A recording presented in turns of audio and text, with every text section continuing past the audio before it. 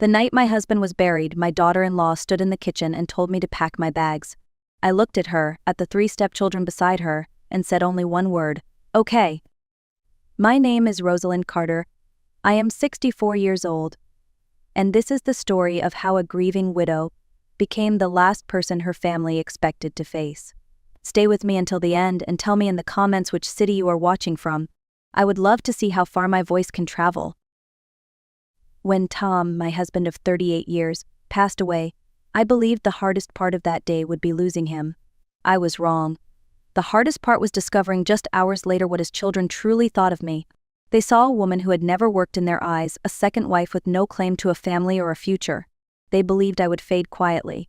They were wrong, but they did not know it yet. The funeral took place on a gray afternoon in Boston.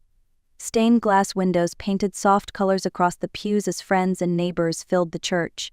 Tom had been respected, the kind of man people trusted with both business and friendship. Lucas, his oldest son, gave a careful eulogy that spoke of childhood summers by the lake. Mariah, the daughter, read a poem with trembling hands. Even Valerie, Tom's first wife, managed a polite tribute. I sat in the front row, wearing the navy dress Tom always said made my eyes brighter. To most people there, I looked like a quiet widow keeping her dignity. But one pair of eyes never stopped watching me. Brooke, Ethan's wife, stood at the edge of every conversation, whispering whenever I moved. Her smile carried no sympathy, only calculation. After the service, guests walked to our house for the reception. They admired the antiques, ran their fingers across framed photographs, and speculated about the worth of Tom's study.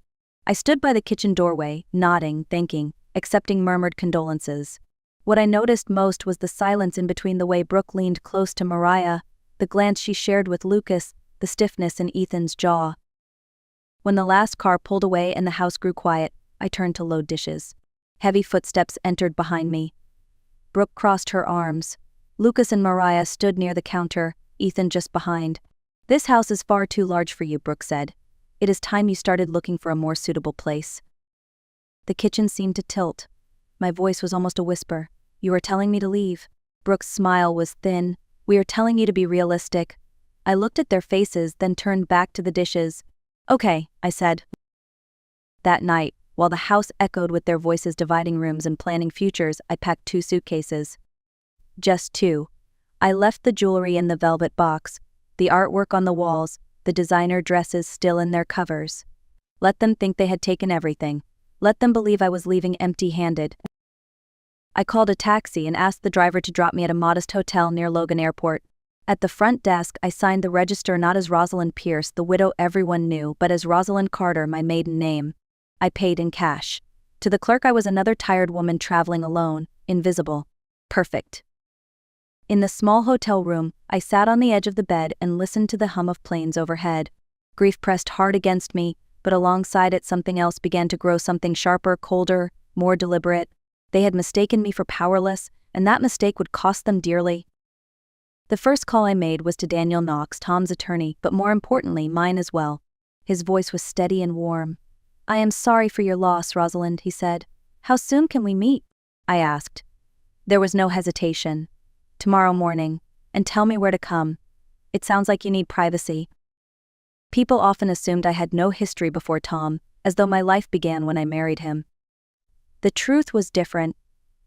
My first marriage ended when I was 38. My husband passed suddenly, leaving me with not only grief but also a careful portfolio he had built. Insurance, stocks, and most importantly, a crumbling warehouse in Manhattan's Hudson Square.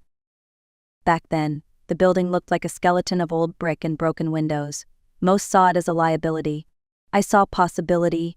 With patient work and the right contractors, I transformed it into loft apartments just as the neighborhood began to change. Within 10 years, the rent from those lofts covered more than most people earned in a lifetime. I learned quickly. I studied markets, asked questions, and treated every decision as a lesson. I bought modest homes, resold them, invested carefully, and diversified. When I married Tom, I was already financially independent. But I allowed him to take the spotlight. He liked being the provider, the man with answers. I was content to let him. To his children, this looked like idleness. They saw a second wife who enjoyed comfort she had not earned.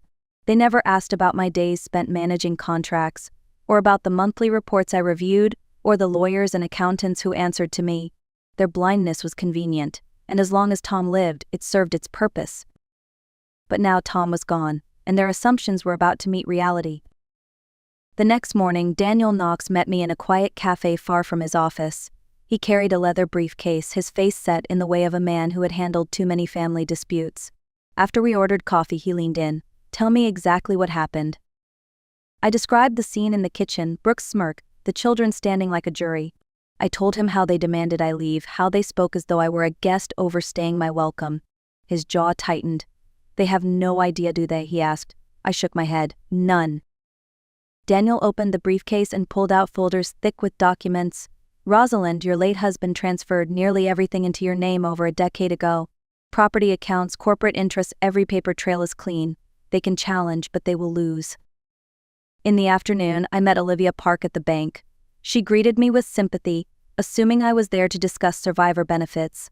Instead, I placed Daniel's documents on her desk. She looked at the figures and whispered, "I had no idea." I smiled faintly. That was the point. Together we arranged transfers, updated beneficiaries, and confirmed that every title stood beyond dispute. I was not rushing. Not yet. Brooke and the others were busy moving into what they thought was theirs. I wanted them comfortable, careless, convinced they had won. Only then would I remind them that assumptions can be the most expensive mistake of all. By midweek, moving trucks rolled into the driveway of my home.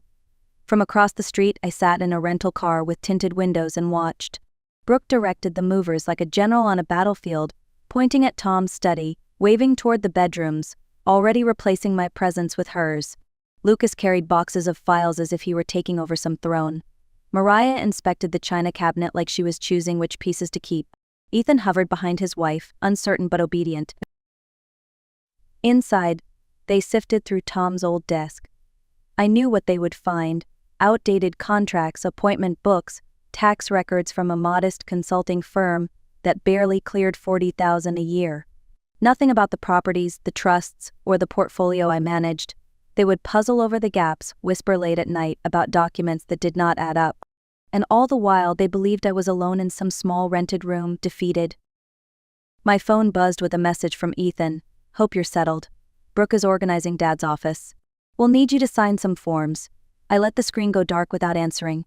Silence, I knew, could be louder than words. The following Monday, I walked into the offices of Gregory Shaw, the lawyer they had hired. The conference room was large, with a polished table that could have seated 20.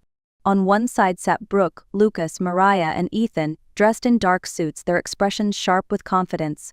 On the other side, Daniel Knox and his colleague Naomi Blake waited with quiet calm. I took my place between them, setting my hands neatly on the table. Gregory cleared his throat and began to read Tom's will. His voice was flat, professional, rehearsed. First came the formal declarations of sound mind and intent. Then came the part everyone was waiting for. "To my beloved children, Lucas, Mariah, and Ethan, I leave the sum of $50,000 each, to be distributed equally among them." The silence was immediate. Lucas leaned forward as if he had misheard. Mariah frowned, eyes narrowing. Brooke's mouth twitched, a controlled line hiding anger. Ethan glanced at his wife, searching for guidance. Gregory continued, "To my dear wife, Rosalind Carter, I leave the remainder of my estate, including all properties, investments, and personal belongings not otherwise specified." The reaction was explosive. Brooke leaned forward sharply. "That cannot be correct. What exactly does that include?" Gregory looked uneasy. Before he could answer, Naomi Blake slid a folder across the table. "Perhaps we should first clarify what belongs to Tom's estate and what does not." I watched their faces closely. They had expected me to protest, to shrink, maybe even to beg for a share. Instead, I sat quietly, letting the weight of the words hang in the air. For the first time, they began to realize that the widow they had dismissed so easily might not be as powerless as they believed. Naomi opened her briefcase with slow precision and drew out a stack of folders. The first document she slid across the polished table was a property deed. "This is the title for the Pierce residence," she said evenly. "Notice the name. Ownership has been in Rosalind Carter's name since 2008. Tom Pierce retained occupancy rights, but upon his death, full control passed to her." Brooke snatched the paper, scanning with disbelief. That house was his before they even met. Daniel leaned forward. "Correct. But in 2007, Tom refinanced using capital provided by Rosalind. When the mortgage was reissued, title transferred, it has been her property ever since. Another folder appeared. This, Naomi continued, is the portfolio of Carter Holdings LLC, established in 1996, solely under Rosalind's ownership. The company currently manages 17 properties across 3 states. Lucas muttered, "That cannot be real." Naomi smiled faintly, unfazed. "It is very real. 3 apartment complexes in Manhattan, 2 office buildings in Boston, 1 warehouse in Hudson Square recently appraised at $28 million. These are only part of the holdings." Bank records followed, statements showing household expenses paid from Rosalind's accounts for years, taxes, insurance, mortgage installments. Tom's consulting firm had provided incidental income, nothing more. Their faces shifted from shock to horror. They had imagined themselves heirs to an empire. Instead, they were learning the empire had never belonged to their father at all. I looked at each of them in silence. For decades I had allowed assumptions to shape the story of who I was. Today, those assumptions were unraveling one signed document at a time. When the last folder had been placed on the table, the room fell silent. Gregory Shaw shifted in his chair, clearly uncomfortable with how quickly the balance had changed. Brooke's hands trembled against the polished wood. Mariah stared at the papers as though they might rewrite themselves if she looked long enough. Lucas leaned back, pale. Ethan had nothing left to say. I rose slowly, adjusting my jacket, and spoke with a calmness that surprised even me. "You have 72 hours to remove your belongings from my house. After that, I will change the locks. If necessary, I will have you legally evicted as trespassers. This is not a negotiation." Brooke's eyes flashed with desperation. "You cannot be serious." "I am completely serious," I said, gathering my purse. "You wanted me gone so you could live in what you thought was yours. Now you will be the ones leaving. You do not have to like me. You do have to leave my house." 2 days later, when I returned to the house, I found more cars in the driveway than usual. Inside, Brooke sat stiffly in Tom's favorite chair, her parents Tom and Linda Patterson at her side. They had clearly been summoned as reinforcements. Lucas and Mariah stood nearby with boxes half-packed, while Ethan leaned against the window, looking defeated. Linda rose politely as I entered. "Rosalind, our daughter tells us there is some confusion about the will. Perhaps a reasonable settlement could be reached." I shook my head gently. "There is no confusion. The will is clear. What is not clear to you is that the house and nearly everything else were already mine long before Tom passed." I explained the deeds, the transfers, the portfolio, all the things Naomi had laid before them in the conference room. Linda's face fell. Tom Patterson cleared his throat, deeply uncomfortable. "If what you say is true, then our daughter has misled us. We want no part in this." They left quietly, leaving Brooke pale and furious, her last support gone. Within the hour, Lucas and Mariah carried the rest of their boxes to the cars. Ethan followed slowly, never once looking at me. Brooke lingered, her eyes hard with resentment. "This is not over," she hissed. "Yes," I said calmly, opening the door for her. "It is." 6 months passed before I heard any of their voices again. By then the house was quiet, my days filled with gardening, reading, and the kind of peace I had not felt in years. One summer morning, while I was trimming roses in the back garden, the phone rang. The caller identified herself as Dr. Elizabeth Chen from Mercy General Hospital. "We have a patient here who has listed you as his emergency contact," she said. My heart tightened. "Who?" I asked. "Ethan Pierce." 20 minutes later, I was walking the sterile corridor of the hospital. Ethan lay in a private room, his leg in a cast, his arm in a sling. He looked more like a boy than a grown man, his face pale but eyes bright with relief when he saw me. "Rosalind," he whispered, "you came." He told me there had been a car accident. He had tried calling Brooke, but her number was disconnected. She had left months ago, taking the last of their savings with her. Their marriage, built on entitlement and illusions, had collapsed. Ethan stared at the ceiling. "She told me she married me for the lifestyle, not for me." His voice was empty, like someone who had finally run out of excuses. I pulled the chair closer to his bed. "I am sorry, Ethan," I said softly. He turned his head to me, eyes wet with tears. "Even after what we did to you?" I nodded. "Yes, even after that." Ethan's voice shook as he tried to explain. "That night, when Brooke told you to leave, I knew it was wrong. I knew it was cruel. but I was so angry about the will that I let her convince me you were the problem. I stood there and said nothing, and I have lived with that guilt every day since." His tears fell freely. "You raised me, Rosalind. You were there from the time I was 12, and I threw that away." I held his uninjured hand. "You made a mistake, a terrible one. But mistakes, even painful ones, can become teachers." He looked at me with desperate hope. "Can we start over?" I took a long breath. "Yes, but not the same as before. I will not be invisible again. I will not soften myself so others can feel comfortable. If we rebuild a relationship, it will be honest with clear boundaries. I will not rescue you from your choices, Ethan. You will stand on your own." He nodded, shoulders trembling. "I understand. I will do the work." For the first time since Tom's funeral, I felt that perhaps one thread of family might still be rewoven not through obligation, but through choice. Looking back, I understood that what happened was not only about money. It was about how easily people confuse value with possessions. My stepchildren believed my worth ended with Tom's life. They never asked who I was, only what I could provide. That blindness cost them dearly.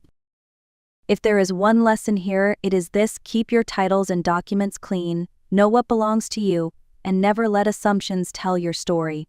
Paperwork may seem dull, but it protects you when emotions run high. A signature is a shield, and a clear deed is louder than any argument. But there is another lesson more personal. Forgiveness is not the same as forgetting. I did not erase what they did to me, but I chose not to let bitterness define me. Boundaries protect the heart as much as contracts protect a house.